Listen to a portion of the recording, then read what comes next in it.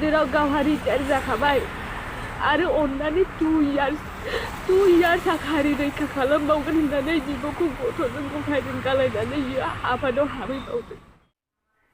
खुलुमबाय बयखौबो दिनैनि गोदान भिडिअ'आव नोंथांमोनखौ बरायबावनाय जाबाय। खोथाया जाहैबाय मा बे साननैसोआवहाय मोनसे भिडिअ भाइराल जाबाय थानायखौ नुनो मोनगासिनो दङ। जायनाखि मोनसे फेसबुक पेजनि बिगोमा MT नार्जारि पेजनिफ्राय। दा बे भिडिअनि सायाव आंबो फंनैसो खोथा सावरायनो सानदों। नोंथांमोना जोबजासिम खोनासंलांबानो जाबाय आं मा खोथा सावरायगोन। आंनिथ' भिडिअआ सब समाय लेट फैखायो मानोना आंनि समनि आंखाल बिनि थाखायनो भिडिअआ लेट फैयो। लेटब्लाबो आङो फंनैसो खोथा बुंलांनो सानदों। जोंनि गासैबो बर' रायजो राजाफ्रा मिथिगौदि थांनाय 2020नि 27 जानुवारियावहाय मोनसे गोरोबथा जालांदोंमोन। बेनो जाबाय BTR एकर्ड। दा बिथांमोना बे BTR एकर्डनि गेजेरजोंहाय जोंखौ गोदै सिमां नुहोनानैहाय जोमै सायाव उन्दुहोदोंमोन। दा जोंखौ जोमै सायाव उन्दुहोनानै सिमां नुहोखांनायनि उनावहाय जोंखौ मा खालामखो? जेनाखि बिथांमोनाबो लिक्सार होदोंमोन, गोदै बुंदोंमोन, खोथाफोर बुंदोंमोन। नोंथांमोना बयबो खोनाखाबाय जानांगौ ससियेल मिडियानि गेजेरजोंनो। दा बेफोर रेकर्डफ्रा बयनिबो इउटिउब चेनेलावहाय सेभ जानानै दङ। नोंथांमोना नागिरब्लानो नुनो मोनगोन। बिथांमोना बुंदोंमोन दि BTR एकर्डनि गेजेरजोंनो बयबो NDFBफ्रा साफा गावनि न'खराव गावनि हिनजावजों एबा गावनि बिसि फिसाजों गावनि बिमा बिफाजोंहाय थाफैफिननो मोनगोन। बे BTR एकर्डनि गेजेरजों गासैबो सुस्रांजाजोबगोन बे खोथाखौ बुंदोंमोन। नाथाय दिनै बहा थांखो? बे सुस्रांजानाया नाथाय दिनै बहा थांखो? बै रावफ्रा बबेयाव गोमोरलांखो? दिनैहाय उखुन्दै जानानै बै रावफ्रा मोनफा उरायलांजोबनो हमबाय। दिनै 2 बोसोराव आगान होबाय BTR एकर्डआ। थेवबो दिनैसिमावहाय जायफ्रानाखि जेल जानानै दङ बैसोर NDFBफ्रा 3निफ्राय 4सिमल' उदां जानायखौ जोङो नुनो मोनदों। दा बे साननैसोआवहाय बे भिडिअआ गोख्रोङैनो ससियेल मिडियाआवहाय फेसबुकआव भाइराल जागासिनो दङ। MT नार्जारि फेसबुक पेजनिफ्राय नोंथांमोना बयबो नुनो मोनखाबाय जानांगौ। दा बिथाङा फोरमायदों, बिथांनि बिगुमै जायो दिलीप मुसाहारि ना बसुमतारी होनदोंमोन, आं टाइटेलखौ बावबाय दे। दा बिथाङा जेलावहाय लोमजानानै दङ होनना बुंदों। दा बिखा आलौनो, मोदोम बुजोब्बायनो। दा बेखौहाय ट्रिटमेन्ट होनो थाखाय रावबो गैया। बेनिखायनो जोंनि बर'नि लिडारफोर, दैदेनगिरिफोर बिथांमोनखौहाय खावलायदों आरो बैयाव सोरखौबा नाम खारिनानै थांखिदों। दा बिथांमोननि हेल्प लुबैदों। दा बिथांमोनाबो हेल्प होगोन ना होआ दा जोंबो बुंनो हाया। आसा खालामो बिथांमोना थांनानै हेल्प हैगोन ना हैगोन। जोङो बिथांमोननोहाय हेल्प होनायनि राहा दंना गैया, बिथांमोननो मुलि हैनायनि राहा दंना गैया, बिथांमोना बेफोरखौहाय दियनांगोन। दा जोंनि गिदिर दैदेनगिरिफ्राबो बेफोरखौ नोजोर होनांगोन। बहा गोमाजोबखो? दा जों नंखाय सादारन इउटुबारफ्रा बुङोलाहाय नोंसोरलाय इउटुबारसो मालानि बर'नि जारिमिन मिथिगौ नोंसोरलाय, जोंखौ बेफोरबायदि खोथा फिननाय होयो। नाथाय जोंबोथ' बर'निनो फिसा। जों बर' फिसा हिसाबै जोंबो बुंदों, जोंनि मोन्थाइखौ जोंबो बुंदों, जोंनि गोसोनि साननायखौ जोंबो फोरमायदों। नाथाय नोंथांमोननि बेफोरबायदि गोदै सिमां नुहोनानैहाय जोमै सायाव उन्दुहोनाया थिग जायाखै जोंखौ। जेब्ला भट ना जायो, जेब्ला इलेक्सन सफैयो, अब्ला नोंथांमोना जोंखौहाय जोंनि खोमायाव हारिनि मुं सुनानै, जोंनि खोमायाव गोदै खोनाहोनानै आरो जोंखौ जोमै सायाव फुथुनानैहाय जोंनिफ्राय मोनफा भटखौ लानानैहाय देरहासार जायो। अब्ला देरहासार जाखांनायनि उनावहाय बोजों हारि बोजों मा खालामनायसै? मानसि सायख' बेवहाय हेफाजाब होनोसै, हेल्प खालामनोसै। सोरबाया सोरखारजों खाथि सोमोन्दो बैफोरखौल' नोजोर लाखिनोसै। सोरबाया गामि गेजेराव बन फाननानै खस्थ' सोलिनानै जानानै दं, सोरबाया अन्थाइ देनानै जानानै दं। बैफोरखौ मालाबा नोजोर होफैदों नामा जोंनि सरकारा? जेब्ला भट सफैयो अब्लाल'सो गामियावहाय केम्पिं खालामनो थाङो, मिटिं खालामनो थाङो। मिटिं जोबखांनायनि उनाव, भट जोबखांनायनि उनावहाय मालाबा थांखांनानै साफानि न'खरावहाय मालाबा हिसाब लाहैफिनदों नामा जोंनि सरकारा? जायखिया सरकारा होन, कंग्रेसआनो होन, BPM आनो होन, UPPआनो होन। खिन्थु आं बासा-बासि खालामा बे खोथा बुंनायाव। सोरनिबा दैदेनगिरिया मालाबा सोरनिबा गोरिब न'खराव थांनानैहाय हारसिंनो अनसुंथाइ हैफैदों नामा? नुफैदों नामा नोंथांमोना? नुवाखै। जायफ्रानाखि सरकारजों खाथि सोमोन्दो दं, जायफ्रानाखि थांलाय फैलाय लेनदेन खालामो, बैफोर मानसिखौल' गोख्रैयैहाय हेफाजाब होयो, बेखौ नुनो मोनो। मानोना बेफोरबायदि सोरखारजों खाथि सोमोन्दो थानाय हेल्प खालामनायखौ आङो नुबोबाय।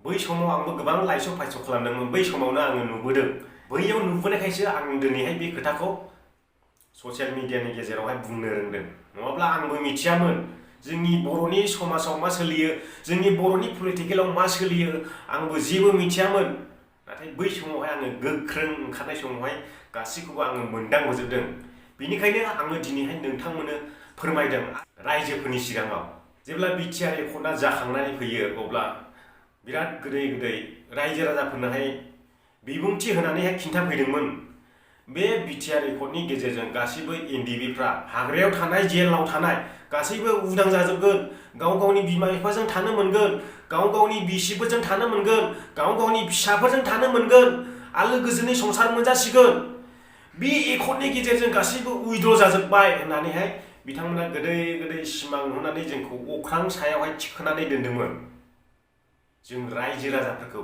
नाथाय दा जों रायजो राजाया जाम्बा खालामजानाय बायदि मोनो मानोना दिनैसिमबो जोंनि हारिनि थाखाय नांबोनाय एक्स एनडिएफबिफोर माखासे जेलाव दङ बिथांमोना दिनैसिमबो उदां गैया मानो जाहोना मा सिङाव मा सोलिबाय दं आरो सोरबा सोरबा लिडारखौ जोङो नुनो मोनदों आयेननि राहाजोंसो गगोन होननानै खोथा बुंनाय आयेननि राहा आरो बेयावहाय मानो आयेननि राहा थाबावखो दङबो जानो हागौ नाथाय नोंथांमोना दि रोखा रोखायै फोरमायदों दि बिटिआर एकर्डनि गेजेरजोंनो गासैबो केसआ उइद्र' जाजोबगोन होननानैहाय बै खोथाखौ मानो फोरमायखो आयेननि गेजेरजों गयोब्ला बे खोथाखौ मानो फोरमायखो दिनै जों दुखु मोनदों मैया दाख्लैबो सासे आइजोआ गाबै गाबै रिकुवेस्ट खालामदों जोंनि बर' लिडारफोरनाव नाथाय आखायाव लादोंना लायाखै जोङो जेबो मिथिया गाबै गाबै आखाइ खबज'नानैहाय रिकुवेस्ट खालामदों जोंनि बर' दैदेनगिरिफोरखौहाय बिथांजोआ दा नोंथांमोननि खोमायाव हाबदोंना हाबाखै नोंथांमोननि गोरबोआव नांदोंना नाङाखै बेखौ आं मिथिया नाथाय नांनांगोन नोंथांमोना जुदि बर'नि थैजों नोंथांमोना हारिनि थाखाय नांमारदोंब्ला हारिखौ जौगाहोनो पलिटिकेल लाइनावहाय राजनिति लाइनाव फैदोंब्ला नोंथांमोननि गोसोआव नोंथांमोननि बिखायाव बे बाथ्राया हाबनांगोन दिनै जोंनि सासे हारिनि थाखाय गावखौ बाउसोमग्राया दिनैहाय जेलाव बेमार जानानै दं दा बिथांमोनखौ नोंथांमोना नोजोर होनांगोन नोंथांमोननो जानाय लोंनायनि मुलि दावालिनि जगार खालामनानै होनांगोन आंथ' जोबोद गाहाय थाखोनि मानसि दा बेफोरबायदि बाथ्राखौ आं बांद्राय सावरायनो नोंथांमोननि सेराव शेयार खालामनो समाया थेवबो लाजि बांसिनै आङो बे खोथाखौ सावरायनाय जाबाय बे भिडिअखौ नुनायनि उनावहाय आरो गोबां नुबाय थायो गोबां नुगासिनो दङ आरो नुबावगोन आरो नुनो थांबावगासिनो दङ दिनैसिमबो दासिमबो जोंनि बर' बिमानि मेगननि मोदैया राननो रोङा आरो दिनैसिमबो जोंनि बर' हिन्जावफोरनि मेगननि मोदैया राननो रोङा मानोना जों गोबां जौगानांगौ दंबावो जोंनियावहाय गोबां बुजिनाय खम दंबावो आरो बेजों लोगोसे आङो फंसे बाथ्राखौ लांफानो गोसो जायो जेनाखि सासे इउटुबारखौ जेनाखि इउपिपिएलनि दैदेनगिरिफोर बिथाङा लाइ होयो थुनानै होयो होननाय खोनानो मोनदों जेनाखि नोंथांमोना बिनि भिडिअखौ नुयै गैखाया रावबो बिथाङानो जाबाय बड'लेण्ड टाइगार माने बेखौ थुनानै होग्रा दङ आं बे खोथायावहाय बुंलांनो सानो आरो नोंथांमोना बेफोरबायदि बिस गोनां राव थुनानै होयोब्ला जोंनि हारियाव मा जागोन जोंनि हारियाव माखौ लुबैयो नांलाय खमलायखौ लुबैयो ना दानलाय सुलायखौ लुबैयो ना बुलाय सोलायखौ लुबैयो नोंथांमोना बानजायनांगौसो आरो नोंथांमोनाथ' गामियाव फैनानै एसे मोजां खोथा बोसोन होफैयो गोदै गोदै रावजों बुंफैयो गावनि फिसाफोरखौ लेखा फरायहो गियान फोरों नाथाय नोंथांमोना खुगाजोंल' बुंनानै थांबाय गामियाव आरो आङो बे खोथाखौबो बुंनानै लांफागोन जोंनि बिटिआर एकर्डनि गासैबो सागानगिरिफ्रा मालाबा जयै जुथुमनानै रायज्लायफेरबाय नामा आरो मालाबा जयै जुथुमनानैहाय बे एनडिएफबिनि बिसय सावरायफेरबाय नामा जोंथ' नुवाखै रायजो राजायाथ' नुवाखै आजिखालिथ' ससियेल मिडिया रावबो खाना जानानै थाया दा गासैबो बिटिआर एकर्डनि सागानगिरिफ्रा जमा जानानैहाय दा जोंनि भारत सरकारजों सावरायहैयोब्ला माबा मोनसे फिथाइ मोनबोगोन नामा माबा मोनसे फिथाइ थायगोन नामा माबा मोनसे बिफां रज'गोन नामा बैफोरखौ जोङो नुहुरो आरो दा जोंनि दैदेनगिरिफ्रा बेसेबांनाखि बिटिआर रेकर्डनि सागानगिरिफोर बिथांमोनखौ जोङो जमा थानानै रायज्लायफेरनायखौ दिनैसिमबो नुनो मोनाखै। दा आङो बांद्राय गोलाव खोथा बुंनो थांला, भिडिअआ जोबोद गोलाव जागोन। आंनि बुंनाया जादोंना जायाखै बेयो नोंथांमोननि सायाव सोनारबाय। दा आंनि गोसोजों बे खोथाखौ आङो बुंनानै लांबाय, नोंथांमोना मा सानो आं मिथिया। बे फंनैसो खोथा बुंनायाव आंनिफ्राय माबाफोर गोरोन्थि जालांबायना आङो नोंथांमोनावहाय निमाहा बिनाय थाबाय। दा आङो भिडिअखौ गोबाव खालामालासिनो बेयावनो फोजोबनोसै। नोंथांमोना भिडिअखौ शेयार खालामो दाबाव आरो चेनेलाव नोंथाङा दिनैसो गोदान, चेनेलखौ साबस्क्राइब खालाम। जायफ्रा भिडिअखौ जोबजासिम नायबाय बिथांमोननिसिम रोजा रोजा साबायखर बावनानै आङो दिनैनि भिडिअखौ बेयावनो फोजोबबाय। गोजोन्थों। खोथायानो जाहैबाय बिखायानो मावगायाखै आंना, मिथिबायना? माने बिखायानो दाबो मावगासिनो। माने मोनसे खोथा खोनादों आरोना, आं दा शेयार खालामनो हागोन ना हाया मिथिला। माने जोंहानि आब' आरोना, बिनि गुमैया जिहेतु एक्स NDFB जेलाव दङ बिथाङा, फिसाजो सासेल' दङ। माने जेबो नोङा मोजाङै थानायमोनबा, खिन्थु मैयायो फैदों, नाहैनानै बिब'आ फैदों, जेबोथ' खबर मोनला नालाय जिहेतु। माने दा मानसिया बिखाया आलौगासिनो आरो मोदोमाबो बुजोब्बाय होनदों।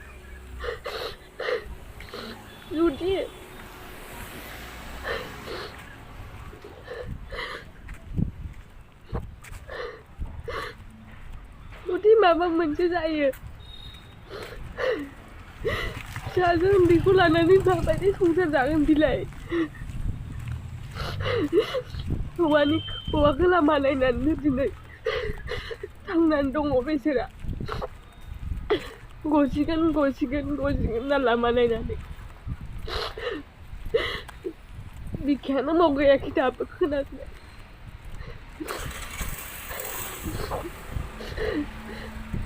मायाव टेररिस्ट जोनोम जायो, मायाव उग्रबादि जोनोम जायो, निसय नोंथांमोना मिथियो। माबा मोनसे गोथौ दुखु मोननायनि थाखाय उग्रबादि जायो ना। दाबो मावगायाखै, मिथिबायना? आं मिथिला गिदिर गोलावा मा खामानि मावबाय दङ, मानो बेबायदि खालामबाय दङ मिथिला आङो। आं एसेबां गोथौआवबो हाबनो थाङाखै, खिन्थु मोनसे रिकुवेस्ट, अननानै जाहाथे जोंहा गुमैखौ, जिहेतु सासे हिनजावसा गथ'नि बिफा, उन्दैनिफ्रायनो नुवाखै, दिनै 7-8 बोसोर जाबाय फिसाजोआ।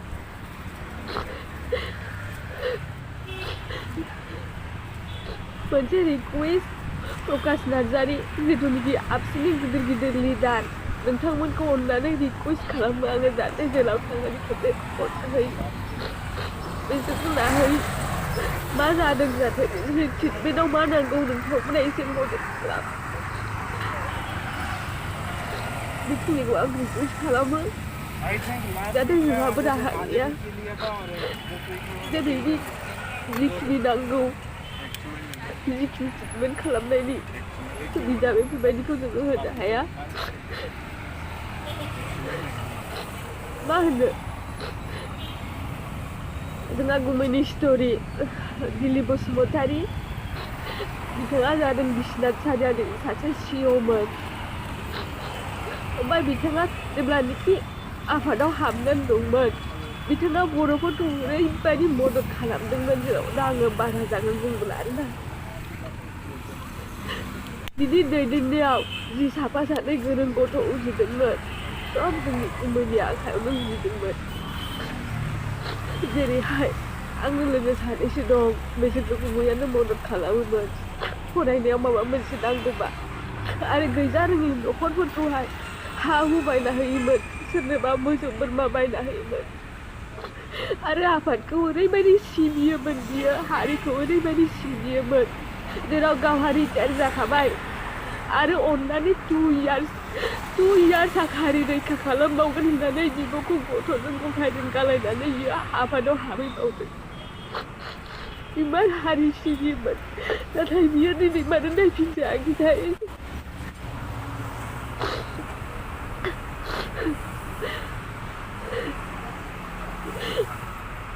आं जेबो बुङा खालि बेल' रिकुवेस्ट जाहाथे गुबैया मोजाङै थायो नोंथांमोननो अननानै खबर लाहै जेरावनोखि आबसु गिदिर गिदिर लिडार दङ आं मेनसन खालामो प्रकाश नार्जारि नोंथाङाथ' गोबां मानसिखौ मदद खालामो नाथाय जोंहाबो दा गुबै दिलीप बसुमतारीखौ